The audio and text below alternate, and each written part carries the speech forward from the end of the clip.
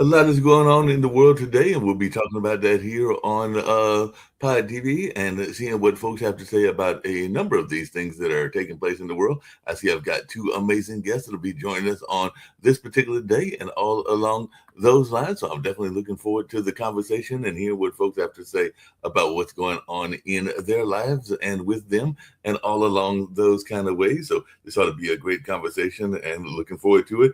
Yesterday, had the pleasure of being in the Hayti Heritage Center, one of the cultural arts centers that I have had the pleasure of working at. It's probably the main one that I work at right now, and all along those lines, even though I've had work at the Durham Arts Council and have definitely done work with the Eno and a number of other things as well. But Representative Clyburn was in town for his book signing, which is about the eight that were the first eight that were part of South Carolina legislation. So he was actually at a couple of venues. I believe he was in Raleigh.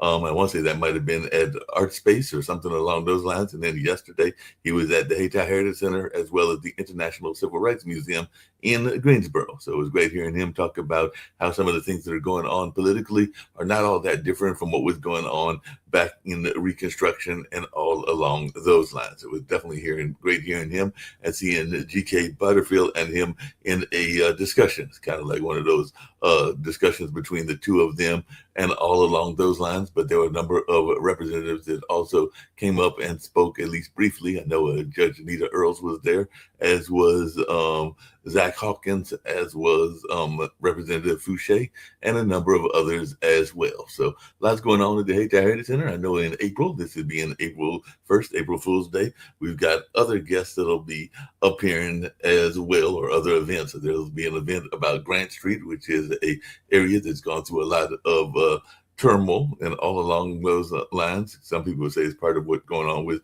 gentrification and things like that. And there'll be a movie featuring what's been happening in that area of Durham, North Carolina on the 18th. And then on the 30th, I think that's the same day that the Poetry Slam will be taking place as well. And then on the 30th will be a discussion around a legendary jazz musician who passed away several years back, that being Brother Youssef. So I know Kenny Dalsheimer, as well as Raphael and other filmmakers, have been involved in that project. And I think they've got at least one other kind of premiere of that film. I want to say it's in Wilmington or something like that, but we will be the premiere here in the Durham area. And I think that one that they're doing might be in the middle of April or something in that space.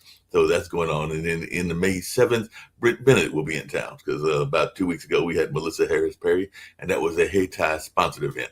The book signing was something that a person did in terms of a rental and all along those lines. And there are a couple of other rentals, including some possible classes, maybe even dealing with how to do successful job interviews and some stuff in the video game space that might be taking place as well. They're just trying to get the details together and all in that line. So like I said, a lot's going on, and I've got two amazing guests that'll be sharing a little bit about what they've got going on and everything like that. I'm going to bring them on respectively and talk to them briefly and all along those lines. I'm trying to decide whether I start with beauty first or whether I start with age first and everything like that. So since Steve was the first one, I hope Miss Avonlea can wait just for a second and everything like that. I'm going to bring on Miss Lightstone, but I'll bring in Steve Allen so he can talk a little bit about his artwork and what he's got going on. But Miss Lightstone is with me as well, so we'll see what they've got going on. So I guess I'll go with respecting the age situation as well, even though Miss Lightstone is definitely a lady and all along those lines. So I'll bring her up shortly as well. But Steve, share with me a little bit about your artwork. I know that Wendy shared a little bit with me about what you've got going on. And I think you've moved to the area, meaning the Durham area, because we get guests from all over the world. I know Miss Lightstone is from another part of the world as well. But I know you've done some amazing artwork and have had some artwork shown in interesting places. I think you had a piece of work that might even be dealing with Hank Aaron and stuff like that. So share a little bit about what you've got going on with your artwork. Okay, well, I'm reaching out from Atlanta. I'm originally from Raleigh, actually. Okay. And my artwork, I'm the official artist for the Olympic Games 8 times. I've done the World Cup in Brazil. 4 of my original paintings are in the Smithsonian National Museum of African American History and Culture. We just closed an exhibition here in Atlanta, a few months ago, and I'm working on a new one. I'll be traveling to Brazil in this summer, but we'll be opening a new exhibition here in Atlanta in September. September. And I'm working on my second phase of an HBCU gifting initiative that I started in 21, where I've gifted almost $2 million worth of my artwork to HBCUs in Shaw University, of course, since I'm from Raleigh. And my mother is an alum twice from there, and FAMU and Stillman in Alabama, and the AU Center here in Atlanta. Okay. So you've got a lot of the artwork hanging out and everything like that. Were you always an avid artist, or is art something that came to you later in life? I know that my dad, and you can find his work on bambooturtle.com, is an artist, but he became an artist, I want to say maybe in his 50s or something along those lines. So he was always artistically inclined, but he was also very much involved in radio and activism and stuff like that. So I think the art became a later career initiative, and definitely along those lines. But he's been doing it now for decades and everything in that space. But I just wondered, how long have you been involved in art and the kind of art development? Well, this is my 33rd year. I actually used to be the copier technician, the Xerox man, until I was 38 and went to work one day, and the boss wasn't talking right. And I gave him his job back, went to the unemployment office, and literally that day I started painting. That's how I got started painting and everything. How did you get involved with the Olympics? Is that not something that anybody can really do? I know that a lot of people remember, I believe it was Neiman was the famous artist that did a lot of the Olympic paintings and all along those lines. And of course, we do know that Leroy Walker was involved with the Olympic Committee before his passing and everything like that. So how did you get involved with the Olympics, and will you be involved in the LA Olympics, which is coming up very shortly as well? Well, I got started here in Atlanta. Homeboy, then running for mayor, Mr. Bill Campbell. You know, he went to Enloe. I went to Enloe, but I didn't know him in Raleigh. You know, a year difference. And I worked on a campaign. I ran into someone that we went to school with. I hadn't seen in 25 years. Right. And but we recognized each other. And she said, "Are you gonna vote for Bill?" Yeah, I vote for Bill. But she recognized that I didn't recognize that was Bill from home. Right. And so then I went down and volunteered. And after things were over, and you know how in campaigns people will find out what you do. Mm-hmm. And so that's how I got involved. There was supposed to be a series of murals, and it kept getting whacked down and whacked down and whacked down. And then it was me, and I said, "Thank you, God," and started painting. That makes a lot of sense and everything like that. I can definitely understand thanking God for all along those lines and everything in that space. How much has your spiritual journey and just kind of like your faith helped you in your art career? Because I know a lot of people that are artists that they say they couldn't do it without having that divine inspiration. I'm very much plugged into that. Again, I always knew how to draw from little. Mm-hmm. I mean, like 4, 5, 6, 7. And it was, well, again, at that time, I'm 71 now. So we know it back at that time, art was not a thing, even though the North Carolina Museum of Art was right up the street, literally up the street from Walnut Terrace, which is where we were living at the time. Yeah. And it never had a fascination for me. I'm just like many other children. You know, you draw the superheroes, you draw the cars, this type of thing. And again, literally that when I moved down here when I was after the riots in LA. I was living in LA when the Rodney King situation jumped off. And so I moved down here back to Atlanta. I was here when I was 18. Yeah. So now at 30-something years old, I'm back. A friend took me to the National Black Arts Festival. I lived down the street from it, didn't even know it was there, had never heard of it. Yeah. And they took me there, and I said, well, hell, I can do this. And a couple of months later, when the boss wasn't talking right, I just started just like that. With brushes that someone found in the gutter when I lived in LA, and they brought them to me. that was the first set of brushes I ever had. Wow. And I So know, we talk about that spiritual connection, and it was meant for me. And even when I at 38 uh, uh, decided to be an artist, when I reached out to my family, my mother and my oldest brother, they were like my patrons.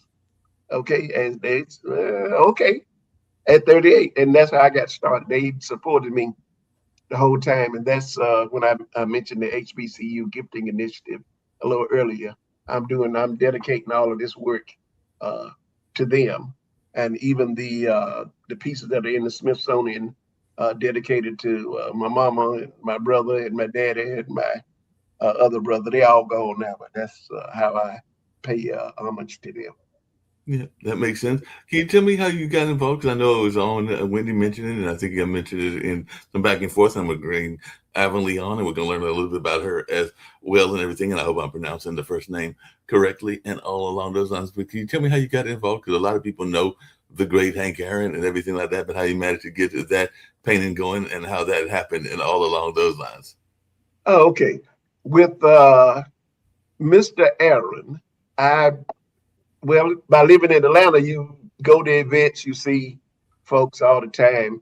And so when they were about to celebrate the 25th anniversary of Home Run 715 Mm-hmm. uh, with the Chasing the Dream Foundation, I met Gail, his daughter, his oldest child, actually.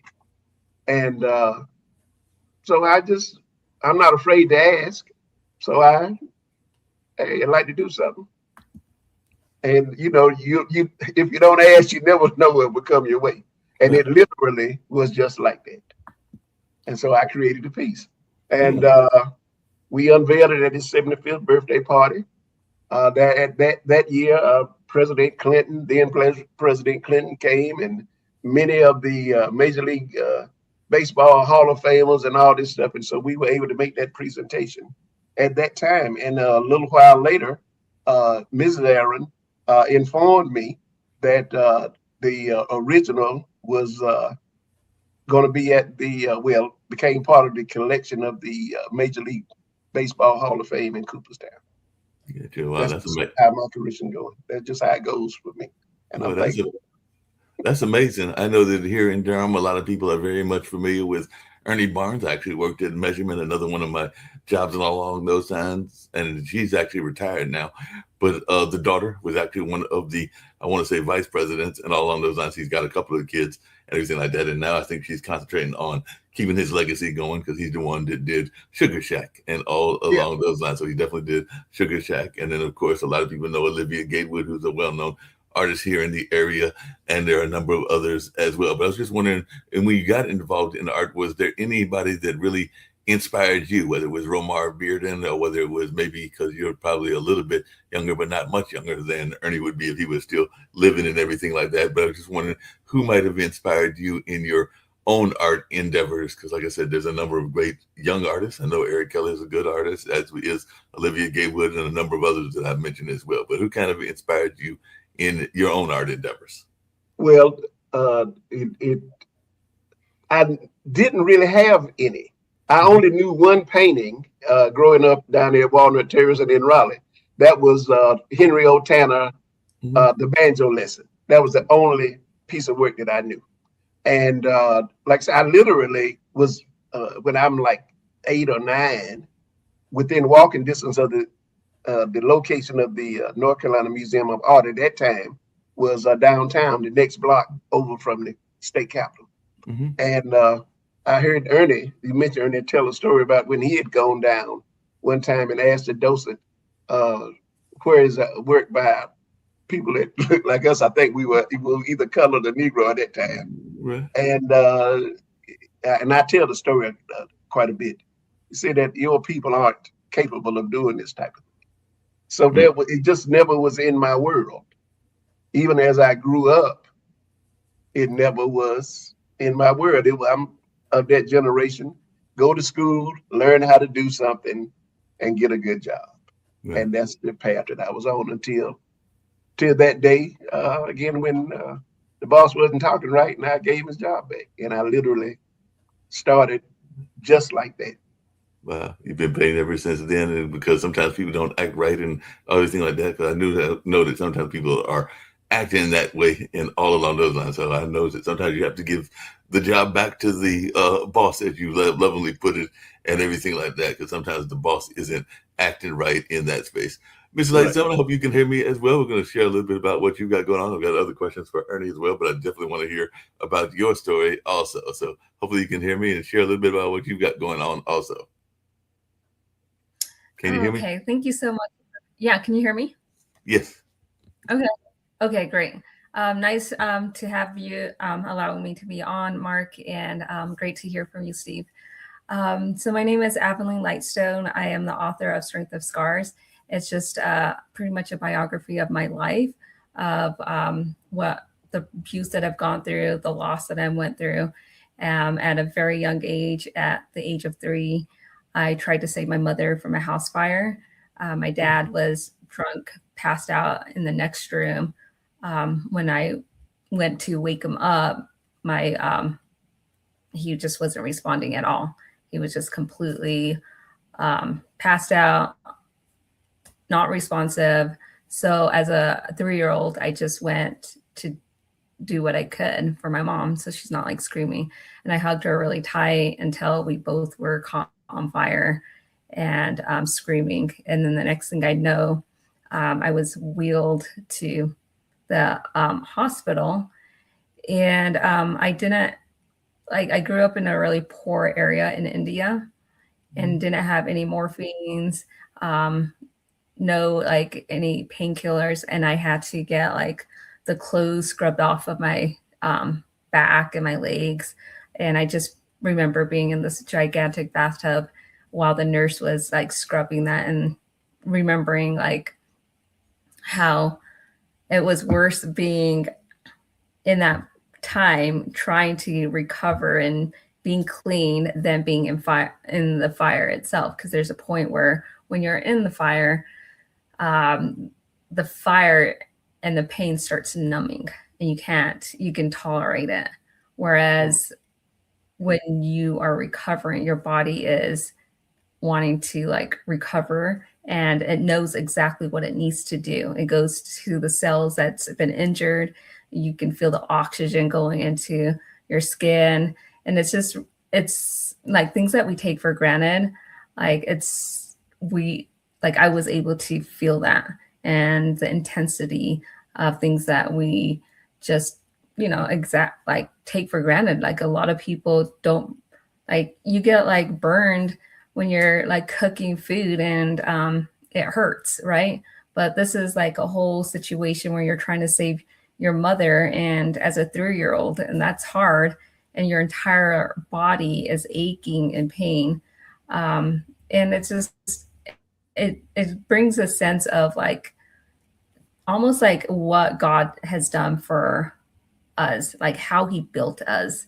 Like we, at times, we can go throughout each day not feeling a lot of the pain, but when we get hurt or injured, that's when we realize, oh my gosh, the cells, the vessels that God has created, how they integrate with one another. It's just beautiful in many ways, and we just take that for granted.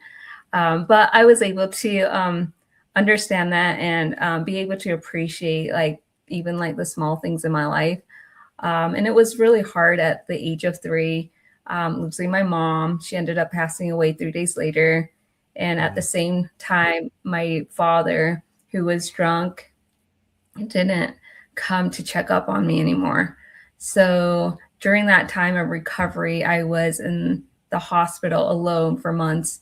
And I just took on the memories of India, took on memories of my family and the air, the atmosphere. And that's why I have such strong, vivid memories, is because I was rejected at that time when I needed my family.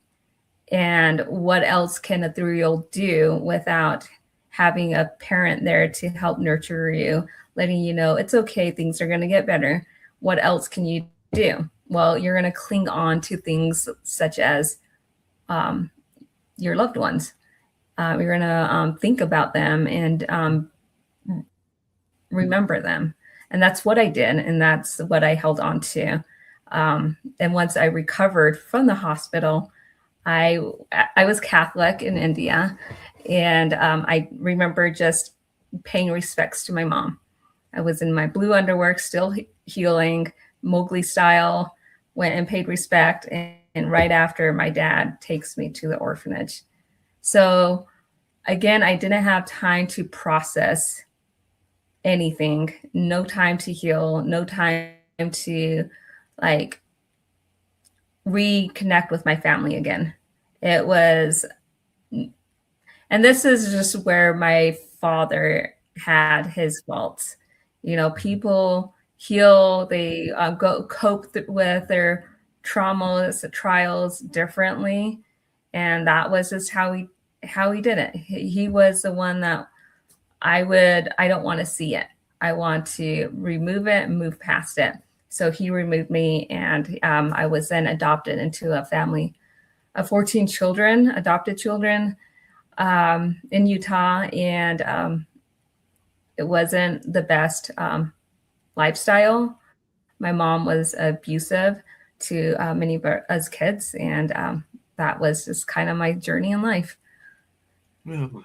How did you decide to write this book? Because it sounds like you've been through a lot and everything. I know a lot of people, because Nick is from or has had some ties to Mormonism in Utah and everything like that. One of our founders of this network and everything like that. But how did you get involved in writing this book, and when did you decide to write this book? Because you said that this happened when you were 3, which is when you were an infant, and then you lived in the orphanage and with this family for a while. But you were definitely a young lady now, don't know the age and don't need to know the age, because that's disrespectful of women and everything like that, to be asking them their age and everything like that. But I was just wondering, at what point did you decide that this was going to be a book journey that you wanted to share? Yeah, honestly, I never wanted to write this book in the first place because I'm not one to share personal information. I'm very reserved and private and in with myself and with my lifestyle. But I would say when I got out of high school, that's when I left my home. I went to college and then I got married. It was around that time when I realized there was a lot of trauma that I was holding on to and a lot of abuse that, you know, I was in denial because a big part of me didn't want to accept the fact that my mom was treating me or my siblings the way she did, my adopted mom. And just because, you know, I was told that I was going to be adopted into a really good, loving home. And, you know, you're gaslighted from other people saying, well, you have a really good family, you have a good mother, you know, at least be grateful that you've been adopted. You could have been in a worse situation. Maybe you would have been married by now and had kids, you know, just stuff like that. And I just never like I understood where they were coming from. And not that I'm saying I wasn't grateful, but I wasn't in that position. I was not in a place where I would get married early or have kids. I was in a better environment where it's my environment was completely different. The culture is completely different. So to me, it's like, okay, let's look at where you are right now and let's see it there. But it was once I realized that denial is only going to hold you back and it's only going to cause more misery. And you're never going to really, truly find the freedom that you need to just be free from the abuse. And it's just, I guess, will always be a nightmare-ish dream in the background, right? Once I recognize, hey, you need to face it head on and you need to go to the core of yourself and really do some deep healing and prayer work. So I did a lot of prayer. I relied on God to help me to just heal like internally, because I was completely broken inside because I never had a chance or never been in a state where I could just be myself. And I was never comfortable being that way because I was threatened, I was treated horribly. And so once I realized, hey, in order for me to get past this, I need to go inward. And once I did, I realized there was a lot of things that I put on God. And one of the things he told me to do was, hey, forgive those that harmed you.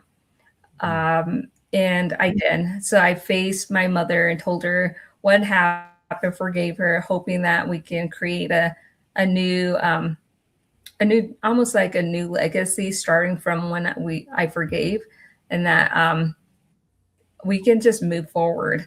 But she didn't want that, and I didn't quite understand why somebody wouldn't want something that would be good, that wouldn't only be good for me but good for the entire family. Like, it just didn't make sense. And I had like a lot of suicidal tendencies, and I remember asking God, like, how am I supposed to go past this? What am I supposed to do? I'm doing everything that I could. I'm forgiving, I'm moving forward, but it still hurts. And he just said, okay, you've done everything that you could. Give the burdens to me. And that was hard because I've always held on to the burden. And I think that's where a lot of people can relate to, is they hold things inward. They hold it so heavy that they don't feel like they can trust somebody else to take the burdens a little, and that they can carry it. And where I didn't have like any other option, I trusted God, and I said, okay, yeah, here's the burden that I'm carrying. And he's like, just trust the process, trust me. And as I continued to trust him, what had happened is he relieved me from any suicidal tendencies. So I've never had any suicidal tendencies, and I just continue to live my life according to the way that God wanted me to live. I can still like look back at my mom and love her from a distance and be fine with that. And it wasn't actually, it was a few years later after I went through that experience that I felt like God was like, hey, I need you to write that story, write your story. And again, like I said earlier, I'm very private. I didn't want to write a book, but he reassured me that it's not my story. Like, he's using me as a testimony that there's a lot of other people in the world that are completely damaged, unhealed, or they don't know how to navigate it in a way that they could. And if I could help them in some way, or if my story can relate to them, like, that's not my place to like say, no, you can't take my story and learn from it. Like, and so I just said, okay, well, if it will help one person, then I'll go ahead and write the story. So I didn't ever write the story for myself. It's more for, I guess, spreading God's testimony to the world, because we all have a testimony, and we grow from each other and the connection we have with each other. And we're, as society, we're so disconnected from one another. We have a hard time even just walking down the street and being able to have a dialogue with a complete strangers, or even waving and saying, hey, you have a beautiful smile. We're completely disconnected in many ways. And it's really saddening that we've gotten to that point. And but like sharing our testimony, I'm hoping that we can start connecting with one another and growing together and healing together. Yeah, that makes a lot of sense. Everything. This is for both of you, because you used the term, and it's definitely something that we've had on one of the other shows here on this network. Because there's a show called "Where's the Love" that is about the whole notion of what's going on with bullying and all along those lines. Because they have this theory that bullying is a major epidemic. I know that people think of epidemic in the sense of COVID and other things that have been out there, but there is like an epidemic of bullying and abuse that goes with the bullying and everything like that. And you mentioned gaslighting, and I know that even in the artistic world, and saying that to you, Steve, that sometimes the powers that be will gaslight and all in that space and everything like that. So I just wondered your take on this notion of bullying, because I know that sometimes even the corporate structures, and you mentioned leaving your job in Xerox and everything like that, but sometimes the corporate structures can also gaslight, because one of the things that Gene and Stephanie talk about is how they were bullied both on the job, but also bullied in relationships. And both of them have been divorced at different times. I think Stephanie is still single in her space and everything like that. But I know her son, Gene, because it's a son and mother's combination on that show and everything. I know the son is remarried, but they do talk about what they've been through in terms of relationships. And he's a musician, by the way, and even in the music game. So sometimes the bullying can happen in creative careers as well. So I'll start with you, but I definitely want to hear y'all's thoughts around this notion of gaslighting, because it does seem to be very much of a big problem, even in the arts world. But I was wondering your take on that, Steve. Yeah, I've found that to be very much the case. There are many gatekeepers, many people who may be in a position to give you some insight on what's going on, or even to help you. But I don't know what that motivation is. Many times that it's almost like there's a fear of sharing what they know. And so my story had been that, well, art is a solitary endeavor anyway. I'm down here. And what it really sort of suited my personality, because from a child, I've always been content with my own company. I didn't need a lot of people around. Some folks are like that. And even to this day, that's me. Part of what I'm doing, or what I've been blessed and worked hard to do, my journey has been sort of upside down, shall we say.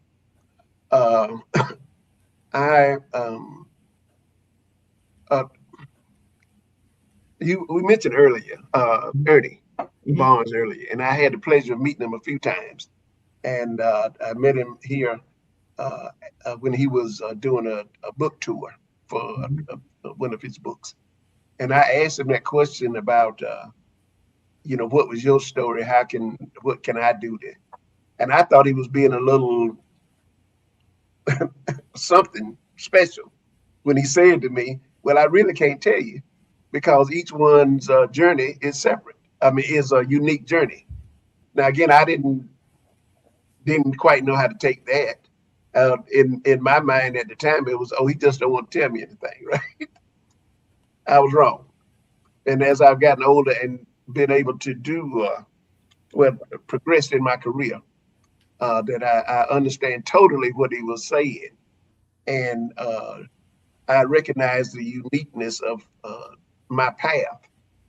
And so now when I have an opportunity, and that's part of what I do consciously, is to share insight into how I got where I am, and point some ways, because again, being an artist, it's a solitary endeavor, and we all are doing great things, but we don't have that connection. Certain things, like if you want to get a work even photographed, where do you do that? You want to get prints done of your work, where do you get that done? Of course, the process has changed since I got started. But again, that knowledge, that long-term knowledge, shall we say, and especially in dealing with, I don't like the term black art. It's obvious when I walk in the door, it's black. I'm black. But I would be in a position when many of us were getting out of survival mode, to where art, we can concentrate on what this art is, not just something decorative that's stuck on the wall. Right. But now we are the cultural aspect of it, how you're creating, how each artist is documenting their their time and this type of thing is part of what I'm able to share now. And so again, I've been doing it now. It'll be 34 years in October. I'll be celebrating my 34th year. That I can share with the young folks. Again, I'm old enough now that I can say to young folks, you can watch out for this here, or I can make a phone call to somebody, not being in competition with you. Right. I can share what I've learned, where not to go, what not to do. You can do it this way. You don't have to wait for permission from someone. And that was my thing. When I first got started, there was a thing where people wanted to rub your head, they had to punch you, like this here. Right. And so, and especially in the town that you are, that's an age-old story. You're not appreciated where you're at. I had a meeting, not a meeting. I had the pleasure of meeting Sonia Sanchez, the great poet here, and I was telling her some of the problems that I was having. And but I had been celebrated and done things internationally. Right. And so she said to me, well, I guess, Steve, you'd have to be content with the rest of the world. Okay, and that made a connection with me, with many of our musicians back in the 30s and 40s and what had to go across the water. And when they came back, they were who they were. Yeah. And this has sort of been my thing. I've been blessed again to exhibit in Australia, China, South America. Here, I'm getting more involved here now, back home. But I recognize that and recognize the experiences that I have and that knowledge that I'm able to share. No, that makes a lot of sense, Steve. I just wanted, sorry to interrupt you and everything, but I wanted to bring in Kim, because Kim is actually, and this is actually for Avonlea and everything like that. That's why I had texted her, because she's one of the founders of the network here. So y'all are meeting one of the founders of the network. She's a big fan of the online dinner party, pops in every once in a while, but I know she's also very busy and everything like that. But Avonlea is a survivor, Kim, and I know that you have that invention that you have with survivors, but she's a survivor, author, and speaker, and she's got this memoir called Strength of Scars. So as a 3-year-old, she was in a fire and everything like that, and that was when she was in India, and she managed to heroically attempt to save her mother, who unfortunately did not survive, but she went through a lot of adoption and abuse, and some of that was in Utah and everything like that. So she faced years of emotional, physical, and mental abuse, which added the psychological scars to her existing trauma. And now she's trying to get this work that she's done through using a crowdfunding campaign to adopt this into a feature film or a television series and everything like that. So she was featured as a cover star for the spring 2026 issue of I Pain Living magazine, where she was celebrated as a warrior for her advocacy in the pain and drama community. So part of the reason that I texted you, Kim, is because I knew about that invention that you did, because we've talked about it a number of times on the show. So if you can share that with Miss Avonlea, because I know you've been an advocate for people that have been in abusive situations, usually but those that are adults, but there have been some kids involved as well. So I know that you're definitely an advocate, and if you can share a little bit about your invention as well, because I'm sure Miss Lightstone, I should say, would be interested in knowing about this. Well, hi, and thank you so much for joining us on Mark's show. It's actually one of my favorites. It's been around probably the longest besides our morning show, and Mark has been with us for quite some time. And it never surprises me, the guests that he has and the amazing stories that I get to hear. But yes, I'm a big advocate for victims of domestic violence. And we have a big problem in our country as well as other countries. The stats reach as high as 12 million female victims a year, 24 million children victims a year, and about an average of 6 million males a year suffer from domestic violence. The problem that I have a problem with that, because generally we know that problem exists, but there's been no recourse for women or children in reporting the situation, or if they do, it becomes worse. But it was the recidivism of the crime, and nothing was done with that. I mean, the most they would do is give you a piece of paper. Here's a protective order. It's just a piece of paper that usually cost people more lives than necessary. And a lot of people really don't know these numbers because they're very hard to acquire. It took us 2 years to acquire these numbers because they don't have to report them. And there's an average that we've been able to come up of 10,000 deaths a year, fatality stories. I'm sure it's more, but it's the most dangerous crime an officer is dispatched for. The most dangerous crime. And generally in law enforcement, we spend over $6.5 billion a year cleaning up the crime. That's a lot of money. And no one does anything about it. And I'm sure you're aware of that. Ms. Lighthouse, what is the biggest problem that you discovered in some of what you have had to deal with?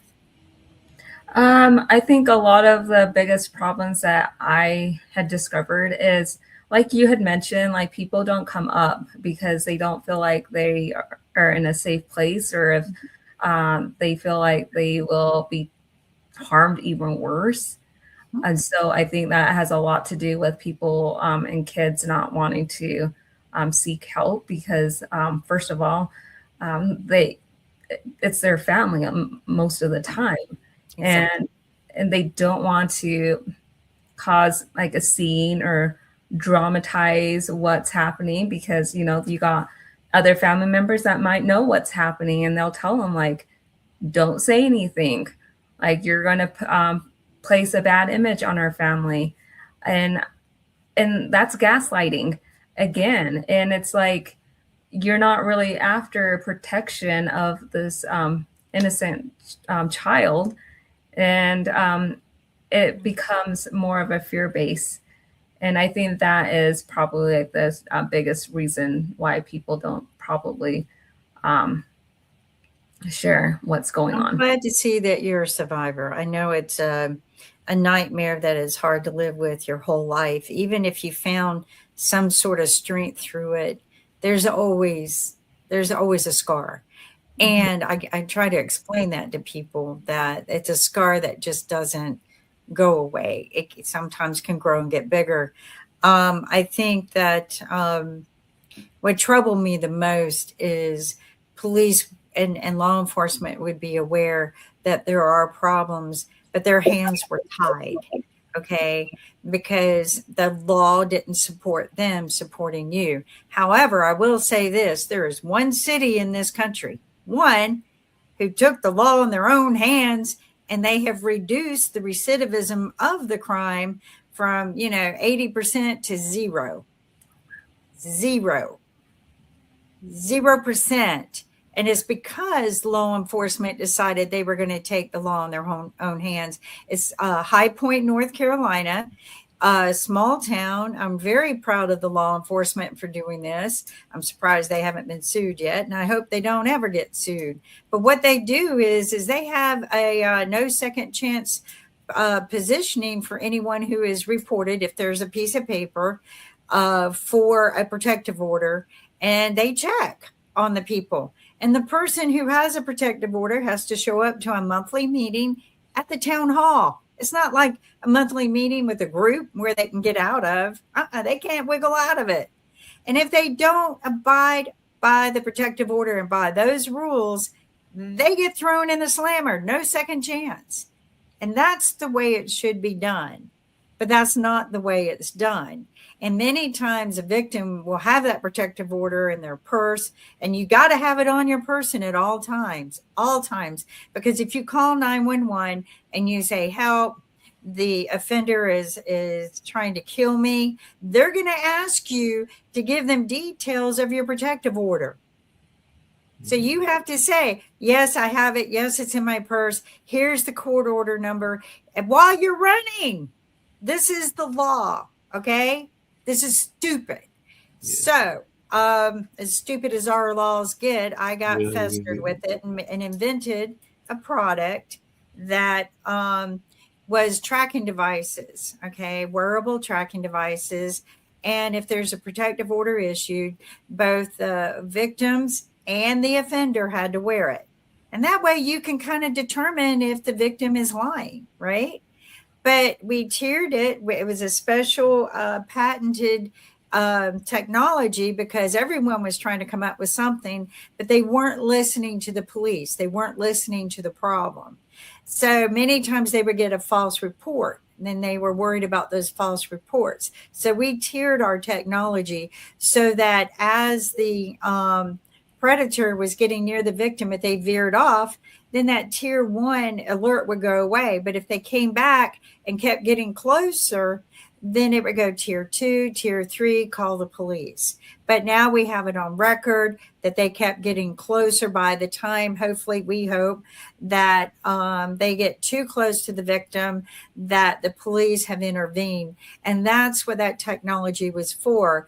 But it was a very big struggle. The police loved it. They traveled to DC with me many times with them wearing the device and me wearing a device so that we could show how it worked. But you'd be surprised how little government cares about preventive measures. Okay. And they determined that this tool would reduce the amount of tools that they would have to wear on their tool belt. So it would lighten the load for them, make their jobs easier, because they could do it not just for protective orders, but for paroles, people on parole, for predators and pedophiles if they're registered. I mean, there was just a million uses for it once we got one working. And the government was, why do we want to spend, $10 a month per person that's on this device to prevent a crime that's costing us $65 billion a year? Why do we want to do that? So they didn't feel the pain of being a victim and always on the run, always looking over your shoulder. And I'm sure you can relate to this, because even if you haven't reported it, you're always that victim. You're always going to be looking over your shoulder to see if that predator is still there. Or if you're like some victims who say, screw it, and they kill the predator. But then you're, but you know where I'm coming from. And I can sympathize with what you've gone through. And I'll try to get a copy of the book and read it. I would definitely have to get a copy of that book and everything. Maybe get an autographed copy. Where are you from? He's in Utah now. I'm Utah. Mm-hmm. Okay. Hey, I just met with Senator Curtis. DC. I just got home from DC. I was there for 7 days, meeting with them to help push a bill for victims of another scam that's going on, and we need a bill in place to help prevent the scam. But yeah, I was just there meeting with Senator Curtis, who's actually being the champion of the bill for us. He's pushing it. He's a nice guy. Yeah, that's great. And I really like the technology that you came up with. That's going to be helpful. Hopefully, more people in the government will be more keen to helping out, because it will also reduce just the crime rate by a lot, like what you said. Yeah, because you can, there's a huge amount of recidivism in, people who are released on parole, people on house arrest. House arrest doesn't work because it's an antenna signal and you can tap out. There's so many ways you can tap out of the antenna and go do your thing, and it's sitting right there and they don't have any tracking of you being gone. With this, if you tapped out, we put health mechanisms in it so we could determine whether you were still tied to it or not. So if we didn't have your heart rate to it, see, I listened to every problem. I sat and visited so many police officers and law enforcement, and I listened to every problem they had with being able to enforce things, and I built the tool. The problem is we ran out of funding to keep it going. They didn't want to buy into it. It was always add this, add that, rather than let's just get a little bit of it going, and then we'll keep growing. And eventually, I shelved it. It's shelved. The patent still sits there, but and people try to come up with their own, but it was never right. They keep trying, but it's just not right. And I'm not going to say mine's right and not be right. It is right. Mine was built right. It's the tier level alerting that makes it what the police needed. It's the ability to determine whether somebody tracked out by pulling it off. Or, like one law enforcement said, well, what if they chew their hand off? Well, then they're going to be dead and I don't care. If they're that determined to get out of it, but we built those safety mechanisms to make it reliable. I would like to get it back out there. It costs a lot of money to maintain the tools to demo. And so it's shelved.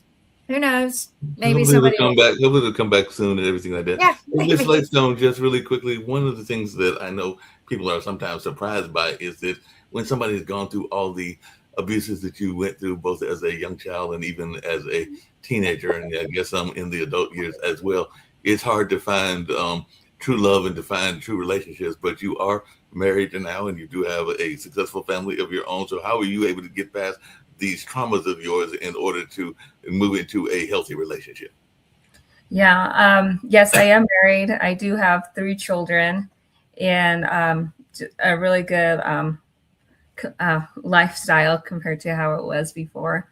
But really, it just comes down to understanding once you look at the core self of your individual. And even looking at maybe somebody else, not in a judgmental way, but comparison, seeing somebody that's in a healthy state and seeing how they go about their days and how they run their family and how happy they are. And that's like the lifestyle that you kind of want. And you kind of want to mimic that kind of behavior. And in order to do that, you have to recognize, hey, you have wounds that needs to be fixed. Otherwise, they're going to trigger you. They're going to cause confrontations within yourself, which might end up spiraling in a negative way because you're not taking action and helping yourself. It's if you get hurt, maybe you get a big, huge owie on your leg, a knife wound or whatever, you don't fix it and you continue to walk on it and do your daily tasks and you don't fix it, what's going to happen? You're going to continue to injure it. You're going to have a lot more wounds from it. And so that's just in comparison, you have to fix the self within yourself. It's not saying that the traumas that you went through defines who you are. It's not. You just happen to experience that with someone else that's caused you harm. And once you understand the person that caused that harm on you really is their insecurity. Maybe somebody did it to them and it's just a generational cycle and it needs to end. And when you decide to cut it off, what you're doing is you're saying no more. You're not going to carry this on to your future kids. You're not going to carry on to maybe a neighbor or people you interact with. You're saying, no, this is painful and it's going to end with me. And I'm not going to allow somebody else to dictate how I feel or what I want to become. Once you realize that and you just go into a deeper harmony within yourself as a healing instrument, then it really just becomes, you just start seeing what you've gone through as more of a lesson and how you can help other people and how you can learn to navigate your new life with your kids and how you can raise them. And it's just beautiful, I think I want to share this one example. I think kind of can relate to what I'm trying to explain. When a tree gets struck and it falls over, a lot of times you might think that it died, but at times there's been a situation where a tree had leaned onto another tree as a support. And in that support, it started to grow and it was nurtured and it blossomed in a different direction. It wasn't wounded. So I kind of want to share that little analogy. Is just because you've gone through something traumatic doesn't mean it ends or you're dead from it. You can go to a different angle and grow roots and grow and blossom and thrive. No, that makes Thank a lot you of for sense. that. I I'm love going to that. share that with some victims. I still work with and know many victims, and it's disturbing to me that everyone handles the trauma differently. Some were impacted differently. Some got beaten pretty brutally, and some left for dead. So it's a good story to say that sometimes leaning on someone, another tree for support, you can still grow and blossom and serve the rest of nature too. I mean, I love nature. When you were talking about that, I'm thinking about, oh, well, the birds are still going to be there. The squirrels are still going to come, and my hummingbirds. And so, yeah, you're right. We need to lean on each other. A good outlet, and one of my friends who is a victim is art. And you're sharing art, and to me, watching that, and they're not always like these horrifying expressions of art. Like, they seek beauty, they seek to paint the beauty that they can find and live through and look at. I would think, sometimes when I go look at their artwork and stuff, that I'm going to find like these horrifying visions, and I find stories that they're telling in their artwork. And how you survived, I'm sure what you found an outlet of ways like writing your book and things like that. But art, I found and discovered, is one of the ways that a lot of the victims have been able to evolve again.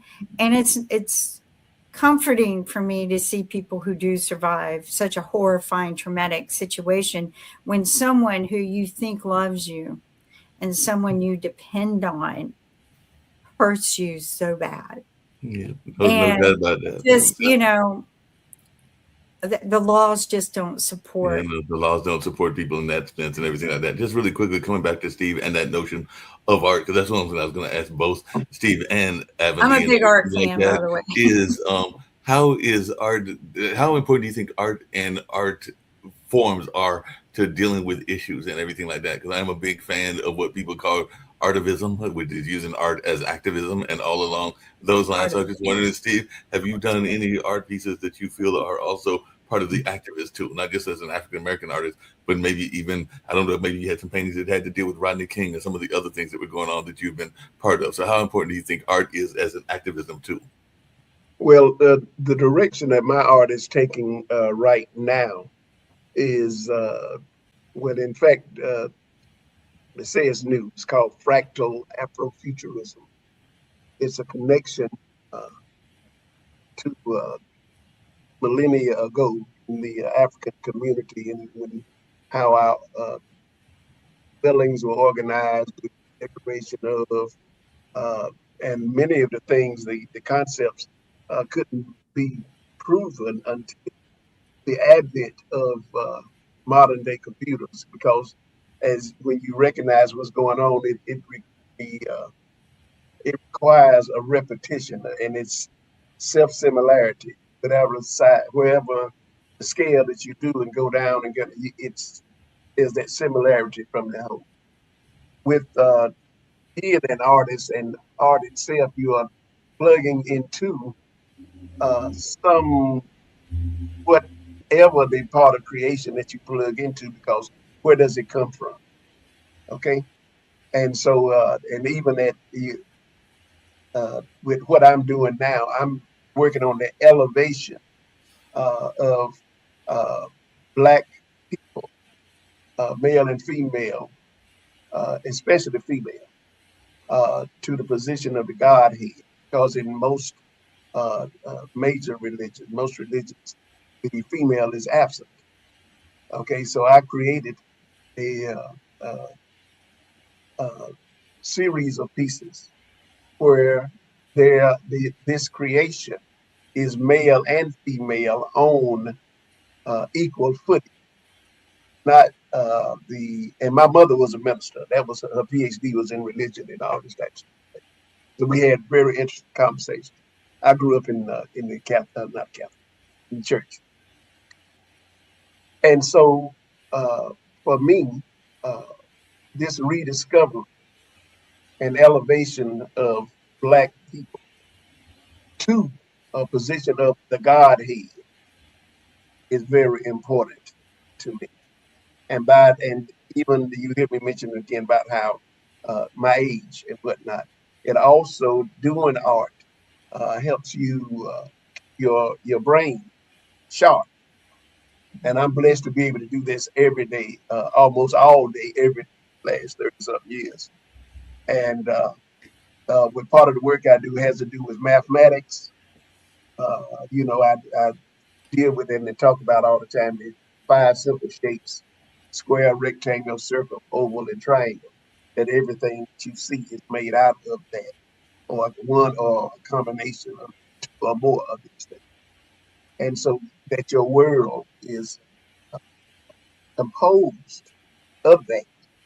And so once you are turned, once you are taught to see it, and that's the name of my program. I started the foundation, the Steve R. Allen Foundation, to work with young people around that. And our main program is in the art of seeing.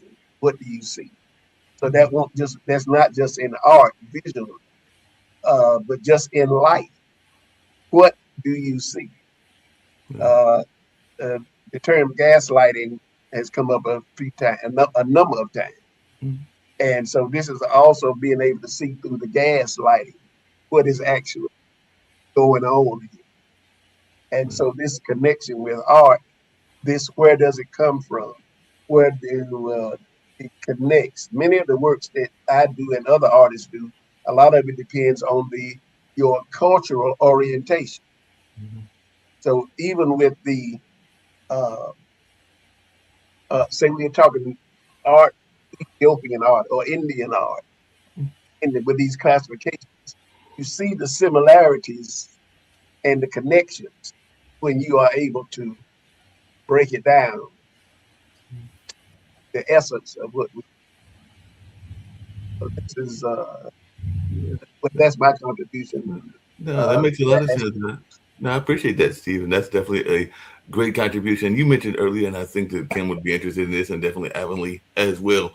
Now, I've kind of joked about it because I've done it as well occasionally as well, but a lot of people are afraid to step out into the world of art or creativity because they don't think that they've got a safety net to land on if they're an artist. I know that even sometimes on this show and on this network, we've had people that talk about art and sociology and other careers as being careers that aren't necessarily financially stable and all along those lines. So I know that artists can make a great deal of money and they can definitely survive and everything like that. But you took that bold step that a lot of people are afraid to take and everything like that. I've got a good friend that I know that Kim knows as well that's a funk musician, and he took the bold step as well, but he also has to sometimes do other jobs as Uber or Lyft or a number of other things in order to maintain and everything like that. So what advice would you give to, because you got this foundation, to young people that are like, I want to be an artist, but I'm afraid that I can't make money as an artist and therefore I can't make a career of art. So what advice would you give to folks that are facing that? Because like I said, you got frustrated by your boss and you're like, I'm out of here.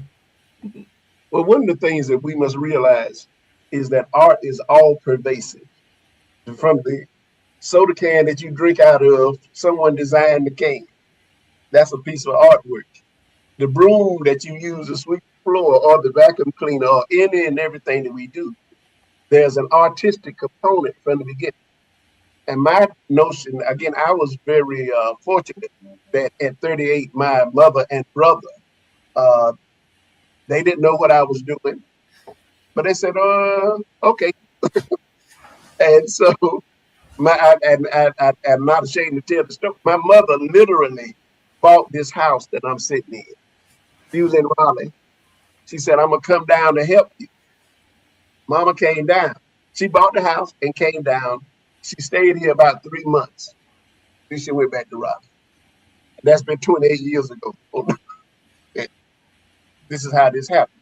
So, and with my brother, it's likened to Vincent van Gogh, gosh, however we want to say it, for the proper pronunciation, that his brother Theo was an art dealer and supported his work. And so I was blessed that was the case with my mama and my brother. And so again, and even with me, the notion of when I grew up, how I grew up, I'm eating every day. I'm eating every day. So I can either I'm going to somebody's job to help make them rich, okay, or I'm working here and I don't mind if I had to bag grocery or whatever. I just been blessed that I don't have to. And I've been blessed that one of the things for me is that I didn't know how difficult this was supposed to be. I had no clue. And so when I just started, in 3 years, I was the official artist for the Centennial Olympic Games here in Atlanta. No training, never went to school for art. I just started. And what kept me going was, well, if something happens, I always know how to work on these office machines, these copy machines. And so even now, we do what we have to do to get where we want.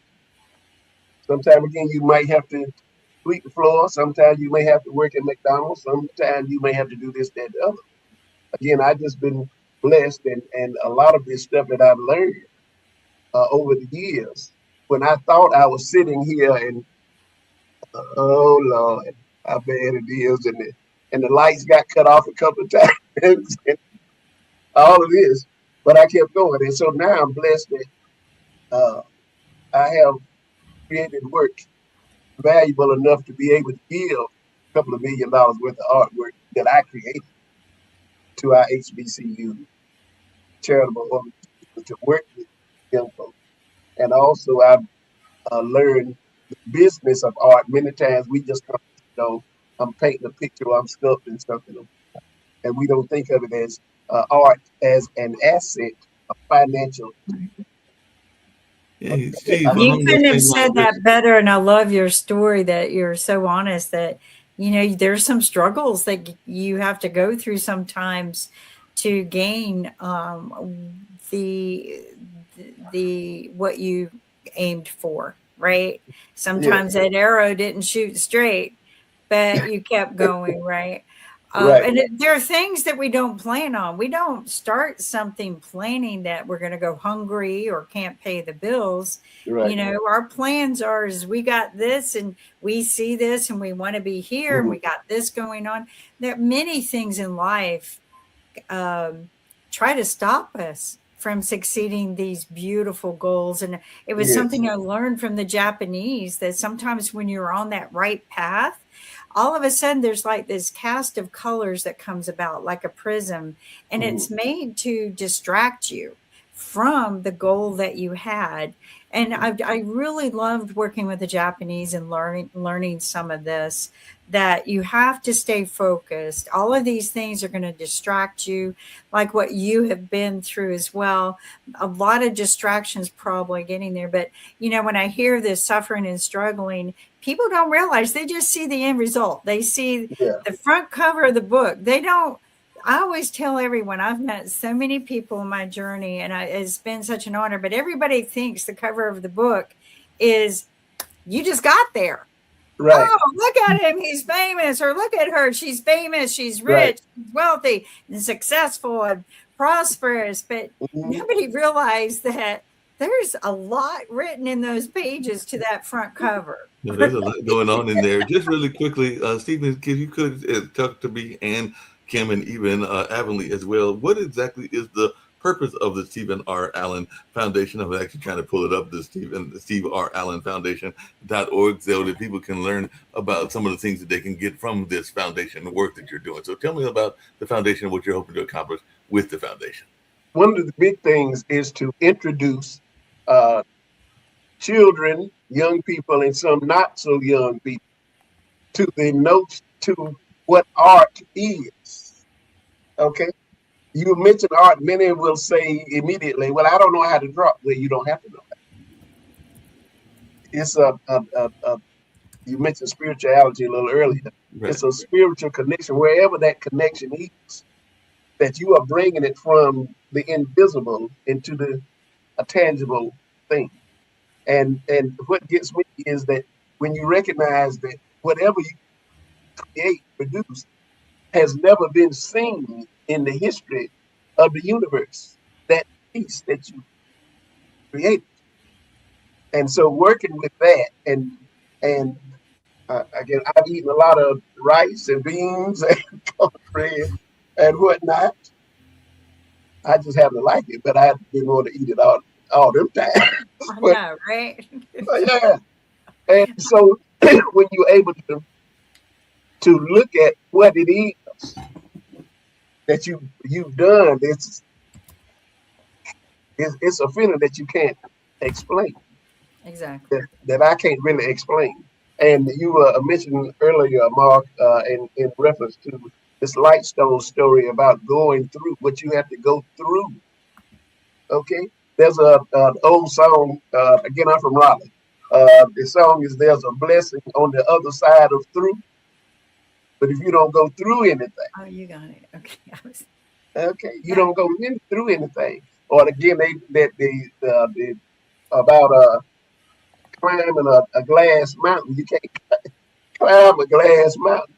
You have to have some ridges and here and friction, and all this is what is the foundation of what we're doing.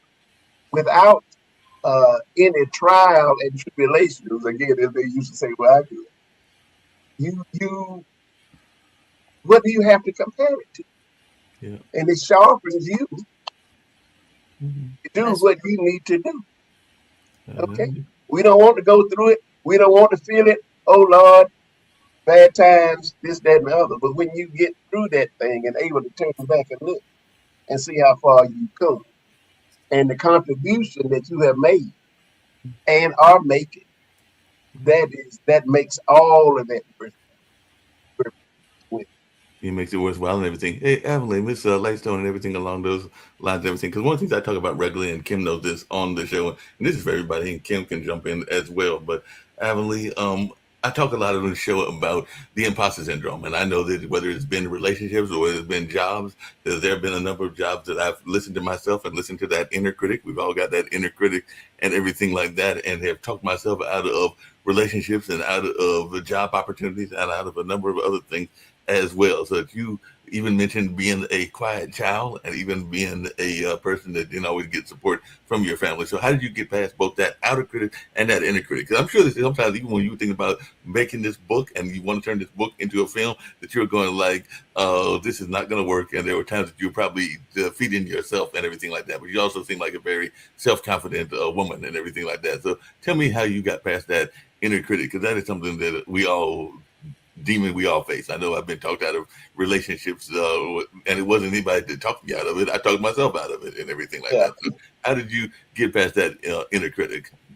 Yeah, that's a great question, because like when we talk, when we're in like a situation where there's abuse that happens, or maybe there's no abuse and it's, self-harming your own self, and you just set like negative thoughts in your mind that you're not capable, or you're less than, and you're not one to succeed. We all have had those thoughts.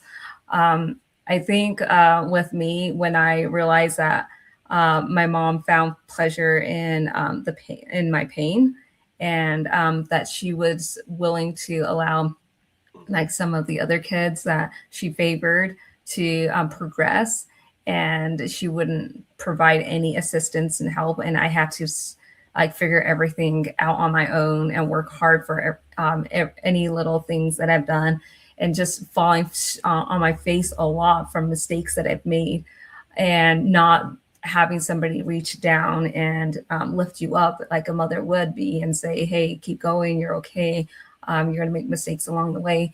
I didn't have that. And so that was challenging for me. But in some ways, it was good, because I'm a competitive person. I love sports, and I was always good at sports. So with that kind of drive, I saw the goal my mom had for some of my other siblings and the success she wanted with them. So rather than like, I was like, okay, you know what? I have to tell that to myself. I don't have anybody else. But I know, like I've told you, like I was in a religious home, and God was with me, and he was helping me. And I give all that credit to God for like planting those visions in my head, because it really did help amplify that go get attitude. Like, you can make the change, you can be happy, you can prosper. It's all in here. It's all it's about your attitude. It's about how you decide to see things, and who you want to bring with you. Like, getting rid of toxic people that's gonna bring you down. You gotta let them go and bring people that's gonna lift you, like the tree, like somebody that's gonna support you, like, and help you blossom. You gotta find those kind of people. And as you do that, a part of you just completely changes, and you start finding the strength within yourself. And I kind of see it as a refinement process where God puts you in that fire and he exposes those impurities within yourself. And as you're doing that, he is getting that impurities out of you, so then you can become that gold version of who you can be. And by being gold, gold is worth more.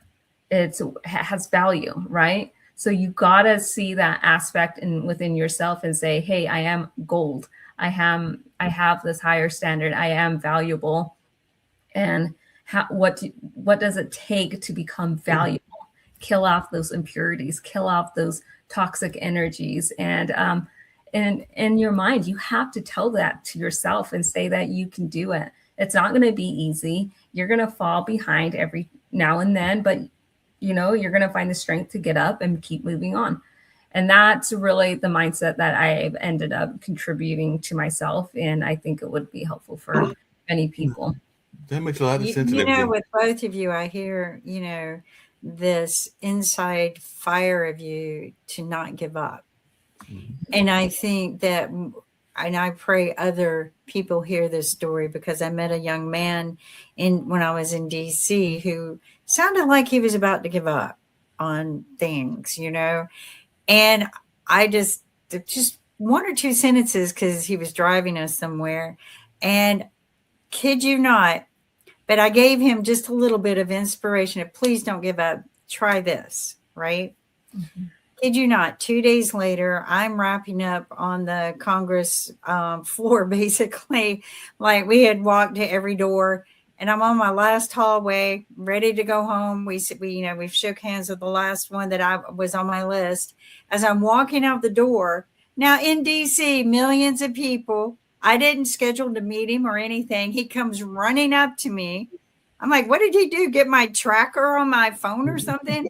And he thanks me for relighting this fire inside. I just was giving up. And I thank you for just the few words you said to me, because we didn't have much time. But I just felt the need to say something to it, because, sometimes you can sense. But we do. We all have a fire in us, but sometimes, you just get pushed. And like you said, if I eat one more bean, I'm just, God, please, no more beans. Or peas, but peas are my nemesis. But I just get it, but the thing is it's these make good stories. Share them. That's what someone one time told me. Everyone wants to see the cover book. This is what made your cover, okay? And it needs to be shared to inspire other people, because so many people lose that faith. Yeah. So many people they can't. I felt it in him when he was talking to me. He just could not take another step forward. Mm-hmm. And I just sensed something was dark there, like he just could. But 2 days later, unplanned, he decides to go knocking on doors, and he said, I inspired him to go do that. And here I don't know if you know how big the Congress halls are, but you literally have to know what floor, what side of the building, what building to get into it. So it made me. And by the way, this is one of Steve's works and everything like that. Inspiration for people. You are the inspiration. This is one of Steve's works. It's We the People. And beautiful. I've been trying to pull up your website. Yeah. I keep getting stopped, but I pulled it up and everything. Well, wow, that's DC. Yeah, that's I used to live in DC. You mentioned the Capitol. That used to be my territory when I was the technician. I know how big it is, Library of Congress, all of that. This piece is in the Smithsonian. It's called Wow. All Freedom right. Gate. So Mhm. I'm planning a trip back to visit some of the art museums and Yeah, Smithsonian's. Steve, it My looks like it's son's an got a lot artist, of famous so people there I because I like see Martin to. Luther King and I see Obama and I see a number of other Yeah. characters that are in there, including looks like a woman soldier and a couple of other folks that are in there as well. So, what was this piece inspired by? I'm assuming it was inspired by what's going on in the nation and Obama's election and everything like that. But I, like many other artists, were inspired by the election of President-elect, then President Obama. And so what the piece is actually our journey. If you look right in the center of the piece, there's this faceless enslaved African that's there with the, and again juxtaposed against we the people to bring out the contradictory nature of the formation of the United States of America. And so the color palette, red, white, and blue, symbolizing America, America, America. And again, some of the landmarks in Washington that were actually built by this was in Torino, by enslaved people. You recognize the great Gretzky, right? Yep, Wayne Gretzky. The great Yeah. Gretzky. Yeah, we were in Torino.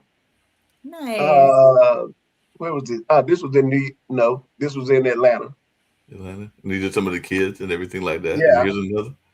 This was I was doing with the National Black Arts Festival. This is one of the pieces that we auctioned off that night.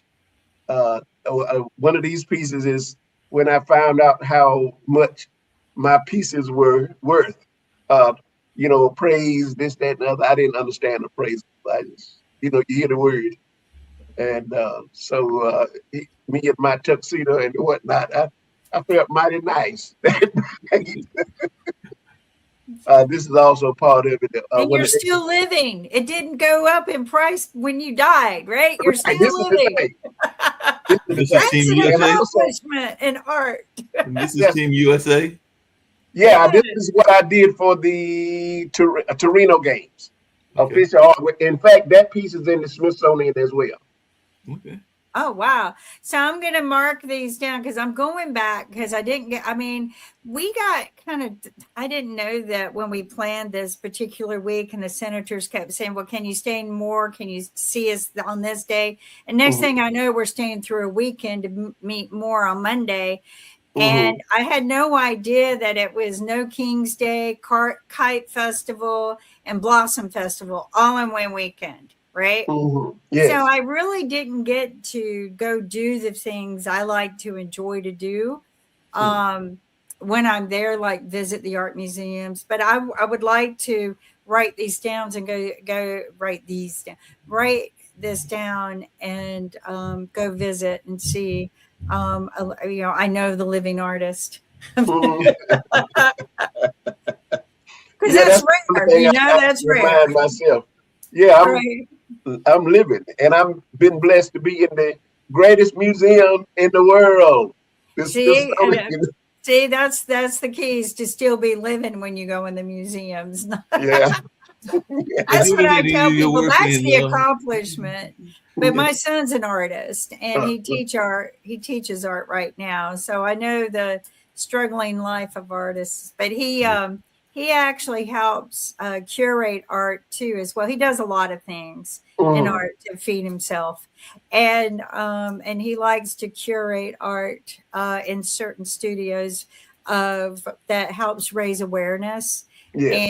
And so he's really big on that. So it's a nonprofit museums and stuff that in galleries that he works with, and then but yeah, it's something. I found, very admirable when I meet a living artist that's actually making money. His art is valued higher than he expected or she, and it's in a museum. Like, oh yeah, way to go! Yeah, that's a great museum. I know we're getting close to your end of the hour. I'm gonna Well, have to. it's about an hour and a half, 2 hours, and that's something I ask everybody at the end. I'm going to get to that very shortly and everything along those lines. But have you ever had any work? I was actually talking to some people, Steve, earlier about the great museums, because like I said, I work at the Hayti Center, but they were talking about how they considered Hayti one of the top museums, and they put it up there with the disabled and the Schomburg. So I was wondering if you had any of your work in either the Schomburg or disabled in Chicago and everything like that. So I was wondering if you had any of your work in any of those two locations. I actually met Dr. Burroughs, who was the founder, she and her husband, the founders of the Du Sable in this piece here. We in Beijing doing the Olympics in Beijing here. Nice. Ones that you're putting up. And I was looking at a lot of them. It's all over the world. I'm in Brazil. I'm in here. All this stuff that you see in here.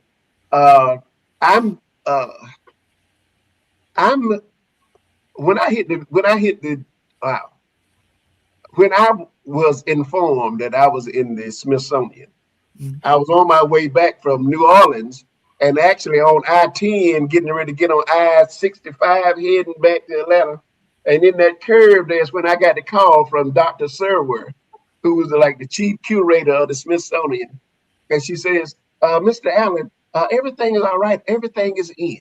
But we couldn't stop thinking about that portrait of your grandmother that was on the wall. I was invited by Brazil down here. And I said, well, I don't own the piece. I said, I can't give it. So I called my Aunt May. And I did the painting in like 4 or 5 days, right? Wow. And she said, you ain't said yeah yet, boy? I said, hey, man, I couldn't say yeah. And so she said, well, go ahead. And they did all that they did and came to New York to pick it up with the case that was made specifically for it and all of that. It was just wonderful. And you mentioned earlier the imposter syndrome. Yes. I must admit, from time to time, I still suffer from that, even though I've done all these things. Yeah. You know, and I can look at it and I can go online and whatever, but still, it's just somehow you did that. So you did that and everything like that.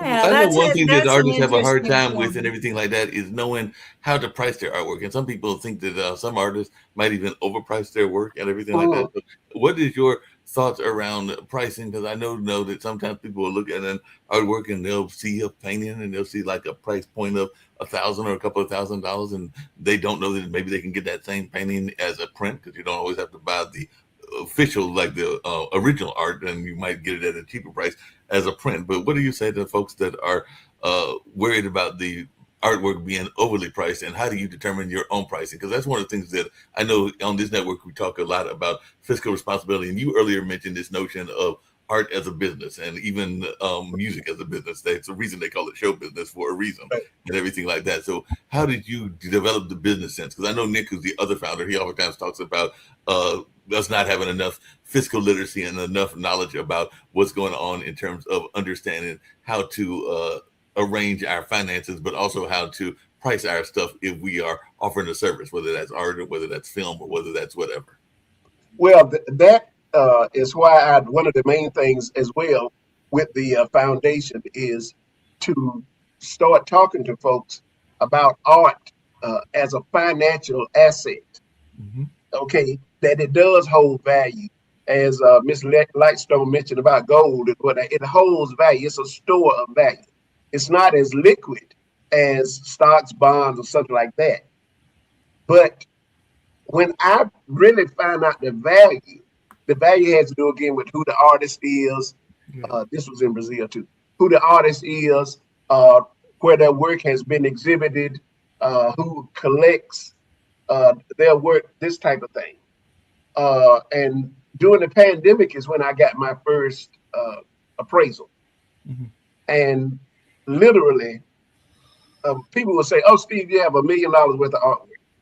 I had some idea, but I'm not one who was overly concerned about the money, since I was blessed enough to have 2 patrons, Mama and Ski, okay, so that I could do. But so I had just kept concentrating on it, and I had done 4 or 5 Olympics, and I know what I got to do the projects. And so during the pandemic, I got the appraisal done from a certified appraiser, American Society of Appraisers, all this type of thing.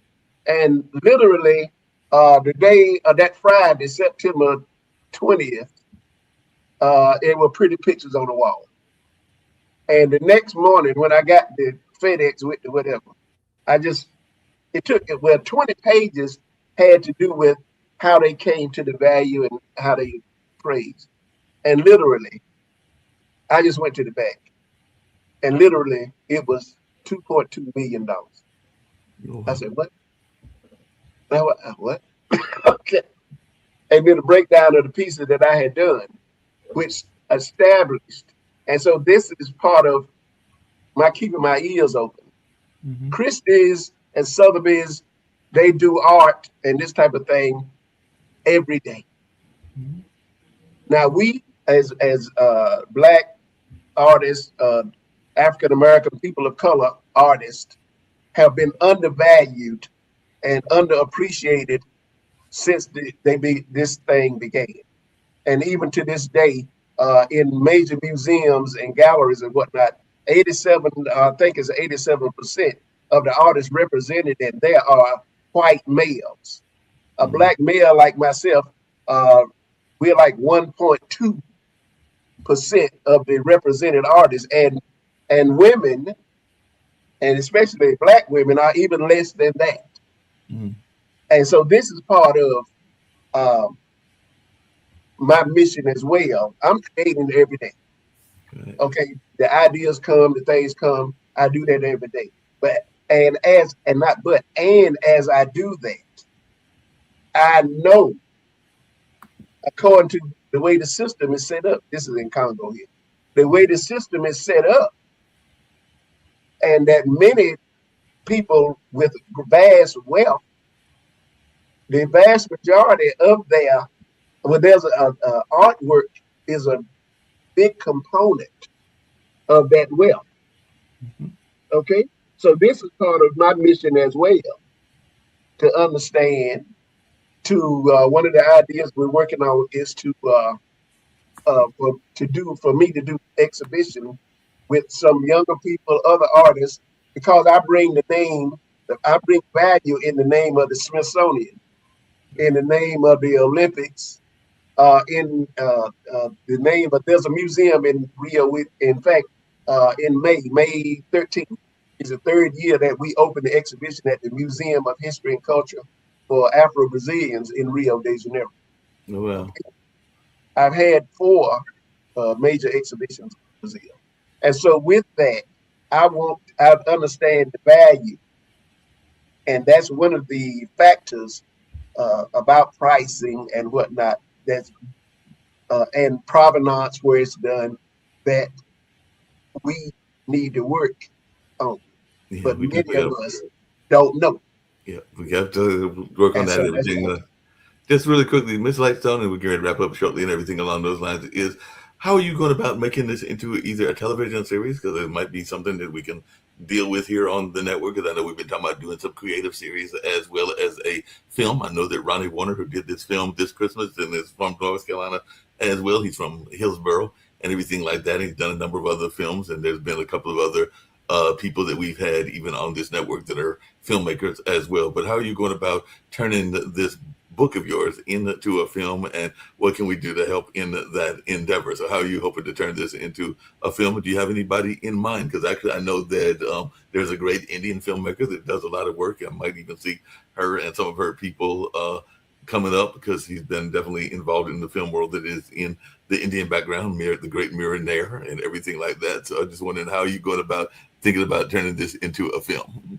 Yeah, so I've been working with a producer who produced the movie 300 and Spiderwick's Chronicle. So we've been working together on creating more of like a Christian-based movie that's more like it's going to be inspiring and helpful for other people. I know like maybe in the future there could be like possibility of doing TV series. there's just so much in depth to my story.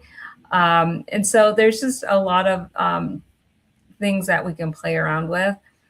For now, this is the direction I'm working with, is working with him. And by working with him, I'm going to be able to keep the rights of and the integrity of my story and stuff. So that's kind of like where all this is kind of going about. It'll be fun. Mm-hmm. Yeah, that makes a lot of sense and everything. And by the way, Miriam Nair is still around, and she's an indie American filmmaker. She did several films that many people know and everything like that, including Mississippi Mazzala and all along those lines and everything like that. But I also, if I remember correctly, I want to say she's the mother, or at least she's related to the current New York mayor and everything like that. So she's definitely got those ties as well and everything like that. So there's a number of folks, but we have a big documentary film festival here, Full Frame, that'll be taking place this month, in the month of April and everything like that. And I was on the judging committee, so I know that they're a big documentary film festival that you might want to consider doing at a later time and everything like that, because she's definitely a film that that's definitely a outlet that a lot of people are able to use and everything like that. So that's another thought for you and everything in that space, because like I said, she did direct that movie Mississippi Mazzala, and I think there were other ones whose names are slipping me and everything, but she's had some of her films shown here as well. Thank you so much. Yeah, maybe we can probably talk more into that. You can email me more information. We can just collaborate. Yeah, definitely glad to do that. And like I said, I know we've been talking about doing some creative work. So a lot of these are these talking head kind of interviews that we do here on Pod TV, if not always on the subject. I mentioned the Where is the Love, which is about the bullying epidemic, but we also have a show about the Latin American population that's on that same day as Where is the Love, Que Pasa Mujer, that's on Sundays at 4. And then we've got a show on chess and a show about the Uganda conflict and a number of other things that are here, including one about modern investment and one about VCs, Masters, which is the kind of another form of capital, venture capital, and everything like that. So there are a number of shows, some that are about different issues and different topics, but there's other ones that are about different interests as well, because chess would definitely be an interest and everything in that space. So we're always looking for new programming, and I help a lot with the program management and everything like that. So yeah, there's a couple of opportunities for both of you to possibly have more of your work shown on different outlets and everything like that. So we can definitely have that thought going on and everything like that. As we get ready to wrap up, and I'm getting ready to wrap up in this show, and I've definitely thoroughly enjoyed y'all's conversation. Y'all have brought a lot of enlightening attitudes and points to what's going on, and definitely some things that more people need to be aware of. But I'd love to hear if there's anything that you haven't had a chance to talk about that you'd like to share. And something I get all my guests to do is to share where they can be reached at and how they can be found, and call it my own version of a ministry and everything like that, even though I don't claim to be a ministry in any form or light in that sense. But I love messages of positivity. So I don't care who the guest is. I don't care whether they are a doctor, an engineer, or an artist, or a person that's been through different situations, or even when I had some people that were differently abled. I get all my guests to give their message of positivity, because to your point that you said earlier, Ms. Lightstone, I figure the more we spread positivity, the better we can make this a better world and everything like that. So that's kind of like my own personal mission, because I figure that if I do over the course of time, and I've probably already done close to that amount, 1,000 to 2,000 or 5,000 people that are sharing a message of positivity, that kind of positivity has got to go out and make a difference into the world. At least that's my own philosophy and everything like that. So I think I'll start with you, Steve, since I brought you in first, and I'll end with Ms. Lightstone and everything like that. But if there's something that you haven't touched on that you'd like to touch on, and if you can give your message of positivity, and of course I did have it rolling across the screen, your banner and everything like that. So if you can tell folks how they can reach you and all in that space, it would be greatly appreciated. Okay. I can be reached getting through the foundation. My email, I have a couple. Steve R. Allen Foundation at gmail.com and Steve R. Allen Artist at gmail.com. We are updating. I have a few more sites, but we are having those updated. So, and that may have been why Miss Kimberly Calhoun may have had something pop up with something about the certificate, whatever. I don't know.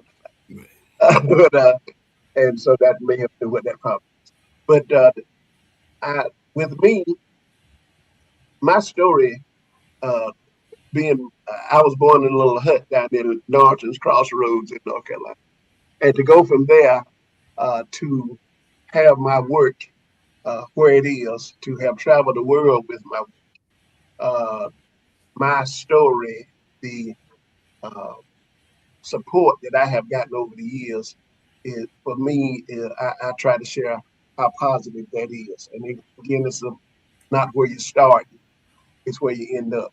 And so by my being able to work with young folks, which is again important to me, because I was one of those little children up there in North Carolina in Walnut Terrace that didn't know anything about it, grown man, and just wanted to do some good in the world. And at this point, that's why I told you I started the HBCU Gifting Initiative, so that our young people can see some things of note that may inspire them to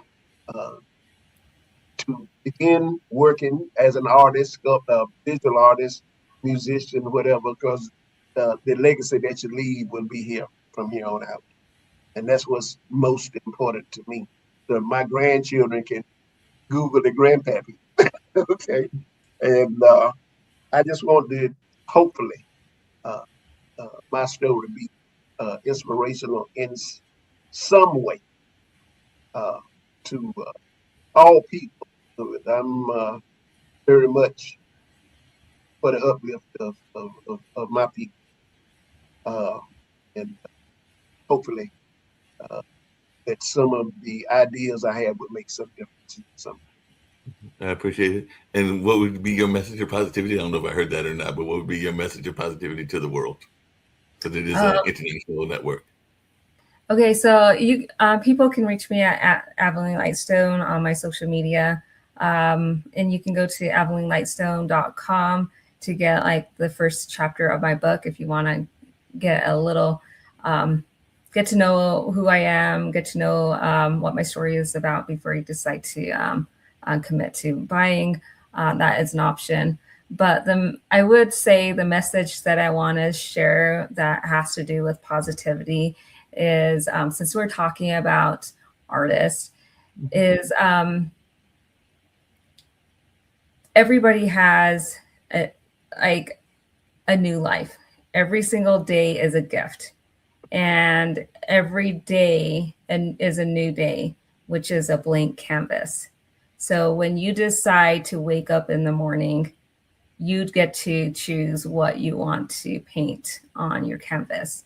And I just suggest that you make it the best, because you're going to make errors, but learn from your errors, fix the errors, and maybe erase things that no longer serve you. Like, don't put it in your canvas, but start creating these new canvases that's going to inspire you, that's going to change you, that's going to uplift you, because it will make a difference in our mental health and who we are and how we can spread positivity to the world. Yeah, that makes a lot of sense. Hey, Ms. Lightstone, just really quickly, just a side question.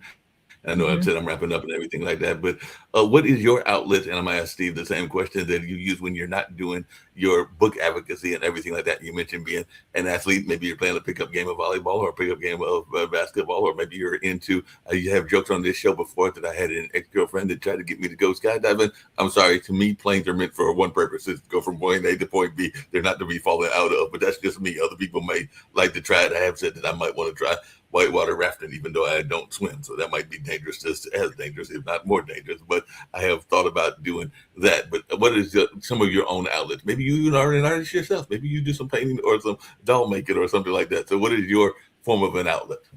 Yeah, so some of the things that I do like to do, like I really like watching my kids play sports and seeing them succeed. That is something I enjoy, because it's something I've never had. I never had my mom come and watch me in my sports, and watching my kids grow and pick up talents and have hobbies that they enjoy. That is something that's part of me. And I like to encourage that and watch my kids succeed in that. Other things that I enjoy doing is I like to bake and cook for other people, just because that's how we can connect and we can bring smiles on people's faces is through food. And I really enjoy making food and being outdoors, whether it's going on hikes or biking or horseback riding. It's just being out in nature. I just love it. No, I'm a big fan of nature. I actually have an app on my phone called Merlin where you can actually listen and have the birds identified for you and everything like that. So I do enjoy that particular app and do enjoy going out for a walk. On occasion, need to do it more. I might even do it later on this evening since it's evening time here and everything like that. And you mentioned the culinary. That's one of the art forms that I think folks sometimes forget when they're thinking about arts, because culinary arts is a true art form and everything like that. Because I know a lot of times people, when they think of arts, they think of the traditional arts, meaning visual arts and quilting and things along those lines. But as one who's got some family members that are pretty good cooks, I don't claim to be a good cook, but I have family members that definitely are and everything. I have mad respect for those that are cooks, and there's a reason they call it culinary arts and everything like that. So definitely it is a great art form in that way. Steve, what about yourself? What's something that folks may be surprised about you that you are in the sense of a hobby or an interest? Like I said, I'm not falling out of anybody's plane, but maybe you are, and you've traveled the world and been to many countries. I think there's 200 something odd countries in the world and everything like that. And you've probably been to quite a few of them and everything like that. I forget the exact count because it fluctuates, but I know there's a bunch of countries and you've probably been to a bunch of them and everything like that. So what is your interest that people may be surprised to know about you? Okay. Well, first, I'd like to thank Miss Lightstone for reminding me I am on Instagram, Steve R. Allen Art. Okay. And we were speaking about cooking and the culinary arts. I wanted to be a chef. I baked my first cake. I was like 8 years old watching public television, UNC, Chapel Hill.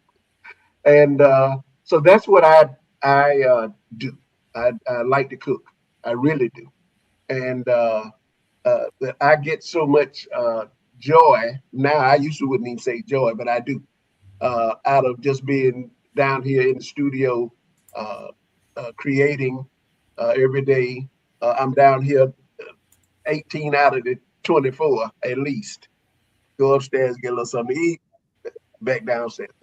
Those are my days. And then a lot of, again, events that are going on, especially now by my being wanting to be more involved here in Atlanta locally. So I'm doing a lot of that now, to art openings, artist talks, this type of thing. In fact, next Tuesday, I'm doing something with the art group here at the Hammonds House Museum. So that's what I like to do these days. That's great things to do, just really quickly and everything in that space. I think I talked to you on the phone that, speaking of cooking, my brother is one of those that is a better cook. Part of the reason he's a better cook is there's a 7-year gap between us. I was born in 62. He was born in 69. So when he was a youngster, I want to say like maybe 7 or 8, he wanted to cook and everything like that. And my parents had those cookbooks that would be on the bookshelves or on the cabinet, everything like that. So he literally, I think, climbed on the oven, and he knew that I was a good reader. He's a good reader as well now these times, but at that time there was that 7-year gap. So he handed me the cookbook. I read him the recipe. He fixed the food and everything like that. That's probably why he's a better cook than I am, because I was reading him the recipes and he was fixing them and all along those lines. And I think I also mentioned to you that my grandmother was the person that created the first African-American library in Raleigh. They just named an award for her, the Molly Houston Lee Awards or something like that. But she was the person that created the Richard B. Harrison Library, which is still existing, even though she created that back in the 40s and everything like that. So it's been around for a while, and there's even the Molly Houston Lee collection and everything like that. So that's part of my... Richard B. Harrison is on Newman Avenue, right? That's the Richard, the one that's on on Newman Avenue, Okay. Yep, that's it. That's the one that's there in Raleigh and everything downtown or near downtown Raleigh and everything like that. I'm gonna go out with this video that I play quite often when we get out of here. It's about education, and it's a award that the gentleman from Oklahoma created. But it just doesn't honor the teachers; it honors the support staff as well. My mother was a guidance counselor, so it honors guidance counselor, cafeteria workers, which my grandmother was, and a number of other support staff. I know people that are in the resource, or what some people would call the sheriff, that's in the resource officer, the sheriff, or whatever law enforcement they have that is helping with the schools and a number of other jobs as well. So just really quickly before I play this video that's going to get us on out of here, is there anybody that was a teacher or a support staff person that really inspired you? And it can be more than one, or it can be more than one. It can be two or three. I don't want it to be like a whole book of them and everything, but are there any teachers that really inspired you? I'm going to start with you, and then I'm going to go to Miss Lightstone, and then we'll play the video, and then we'll be out of here. On my daddy's side of the family, we had quite a few teachers. Went to Fayetteville State, all down in there. And then, of course, growing up at Washington Elementary and Carney's Junior High and whatnot, the teachers there that really prepared us for stepping out into the world. So I have great respect for them. Yeah. What about yourself? Is there any particular teacher that really inspired you, Miss Lightstone, or any particular teachers in general, even the support staff? Because like I said, guidance counselors, as well as the doctors that are there or the nurses that are on the school campus, and a number of other support staff are very important in the school environment. So who inspired you in your school environment? I've had a lot of amazing teachers in my life, but I would say one particular teacher was when I was first adopted. She helped me to learn English better. She would encourage me by helping me reach certain goals. And when I reached a certain goal, then she would take me out to the theaters or go ice skating, just stuff like that. And it was just more like a positive experience for me, especially in the situation that I was in. And it really did motivate me of how important it is to just keep learning, even when things were struggling. And she was really positive in that aspect, and was just loving to anyone, and it was a service to us all. And I really did appreciate her. Yeah, you're ready to play that video, but I can't resist asking this. I said that was the last question. I lied. But what is the artwork behind both of you? And then we'll play this video, because I noticed, Miss Lightstone, you've got this great painting behind you. I can't tell what it is. It looks like it's got maybe like a cowboy theme or something like that, and everything like that. And then I know that Mr. Allen has like these steps. I don't know where the steps are going, but there's like some steps behind him and everything like that. So before I play this video, what is the artwork, since we've been talking about art, that is behind both of you? Because definitely there behind your chair, there's this artwork, Miss Lightstone. Yeah, so those are actually horses. Okay. So I grew up on a ranch and was around horses and just cattle. And there's something really special about horses when it comes to just healing. You can heal a lot from animals, and I just enjoy the presence of a horse. And they're strong. They represent strong, and also very reserved with their surroundings and stuff.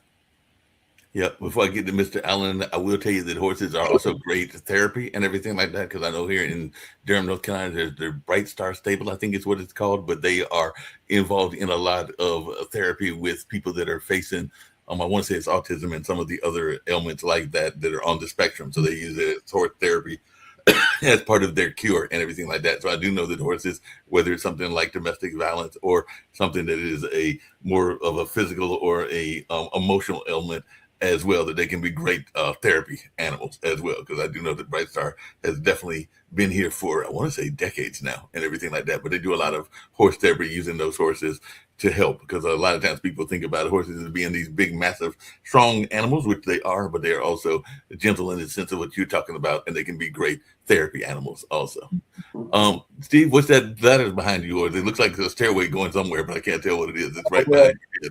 This is the piece that I did for the 40th anniversary of the Bayou Classic. This image is in the Smithsonian as part of the Bayou Classic's contribution to the Smithsonian. This middle one is the poster for the Ancestral Origins exhibition that I did. And this one is the Battle of the Band posters for the Bayou Classic, the 25th anniversary of the Bayou Classic.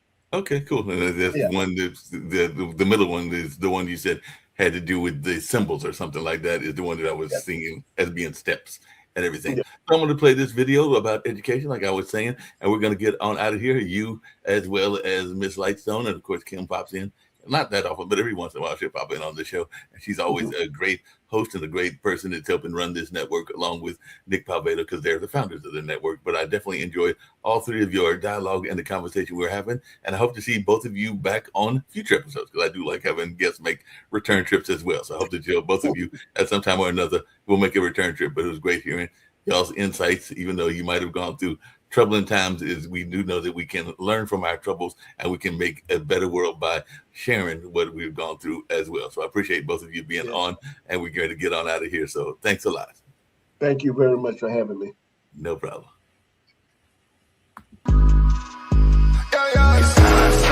I won't fold, I won't drop until we on top. Only going non-stop, non-stop. I won't fold, I won't drop until we on top. Only going non-stop. I want to thank everyone for coming to the 2020 TAF Awards.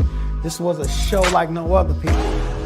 This is the Grammys for dignitaries, educators, and support staff around the state of Oklahoma and worldwide. We cannot do this without the support of the people. So we thank you, I thank you for being such a dedicated supporter to this movement for the Teachers Appreciation Foundation. I thank you. I won't fold, I won't drop